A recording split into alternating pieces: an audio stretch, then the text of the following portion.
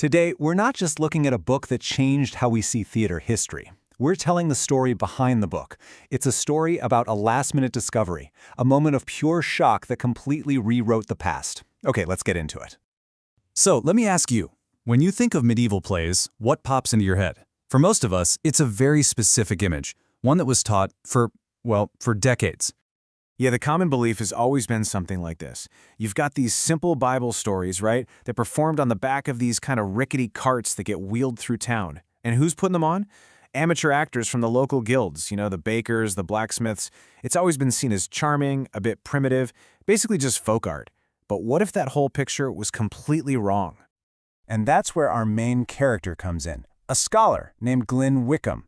It's the 1950s, and he is all set to write the definitive history of early English theater. He's done the research, he's got the structure planned out, everything is ready to go.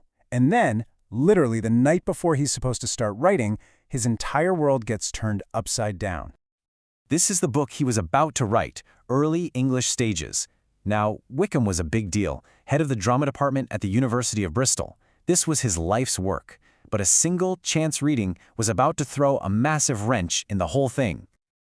He actually tells the story himself, right in the book's preface. He says he just happened to pick up this short book of lectures by another professor, F.M. Salter.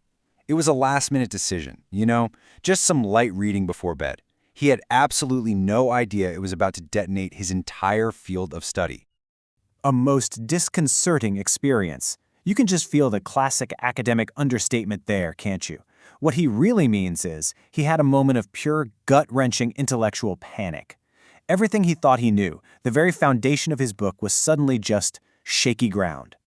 So, what on earth did he read that was so earth-shattering? Well, Salter's research didn't just chip away at the old theories. It took a sledgehammer to them, using brand new evidence. And just listen to Wickham's own words. He says Salter's work successfully blasts to bits much of the bedrock of what historians had believed for half a century. I mean, that's not a minor correction. That is an explosion. And the change was just night and day. The old story said the trade guilds took over and the plays became secular entertainment. The new evidence? Nope, the church never gave up control. The old story said the staging was simple, just carts. New evidence? Actually, it was often super complex and elaborate. And maybe most important, the plays didn't just fade away. The church itself killed them after the Reformation because it wanted to get away from its Catholic past. So the bottom line is, nearly every single major assumption was just plain wrong. But for Wickham, this disconcerting experience, it wasn't a catastrophe. It was a breakthrough.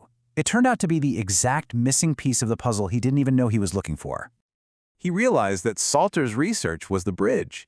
It connected the religious miracle plays to all the secular stuff he was already an expert in, like tournaments and royal pageants.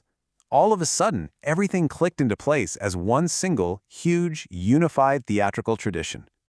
And here's where the visual evidence just seals the deal. You could forget those simple little carts. This right here is a 15th century drawing of a stage built for a tournament. Look at it. It's multi-level, it's got a throne, a cloth of estate. It's a seriously sophisticated piece of architecture. This is the kind of tech they had, and it proves medieval theater was way more ambitious than we ever gave it credit for. So, with his new key, Wickham could unlock a much bigger, much richer history. His book suddenly got way broader, tracing the lines between all these different kinds of performances, from the tournament to street pageants, from the big religious epics to masked balls at court. They weren't all separate things. They were all threads in the same spectacular tapestry. So why do we care about some academic history getting rewritten?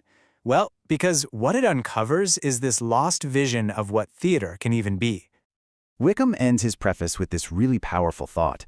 He basically says, we've lost something huge. We've stuffed theater into a little box, a drawing room. But there was a time when the stage was the whole world, the streets, the town square, the churchyard. And the players weren't just actors. They were everybody, from every walk of life. It was a theater that was truly part of the fabric of society.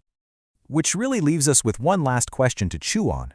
Wickham's whole field got turned on its head because one scholar just happened to read another scholar's work at exactly the right time. It really makes you wonder, doesn't it? How many other bedrock truths of history are out there, just waiting for their own disconcerting experience to come along and blast them to bits?